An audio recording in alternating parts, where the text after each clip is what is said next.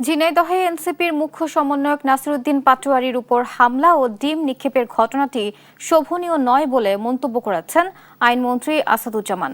সোমবার দুপুরে চুয়াডাঙ্গা সার্কিট হাউসে স্থানীয় বিএনপি নেতৃবৃন্দের সঙ্গে আয়োজিত মতবিনিময় সভা শেষে তিনি কথা বলেন। তিনি জানান, বিষয়টিকে এনসিপির মতো বিএনপিও রাজনৈতিকভাবে দেখছে। অন্যদিকে নারী ও শিশুদের প্রতি সহিংসতা সংশ্লিষ্ট বিচারিক আদালতগুলো ছুটির বাইরে রাখার সিদ্ধান্ত নেওয়া হয়েছে জানিয়ে তিনি বলেন, দ্রুত সময়ের মধ্যে রামিসা হত্যার মামলার বিচার কাজ সম্পন্ন করা হবে। এনসিপির সাথে যে ঘটনাটা ঘটেছে সেটা রাজনৈতিকভাবে এনসিপি যেমন দেখছেন, বিএনপিও রাজনৈতিকভাবেই দেখছে। তবে নাসির পাটোয়ারি সাহেবের বিষয়ে ওখানে স্থানীয়ভাবে যে আচরণ করা হয়েছে সেটা কেউ কামনা করে না, এটা শোভনীয় না।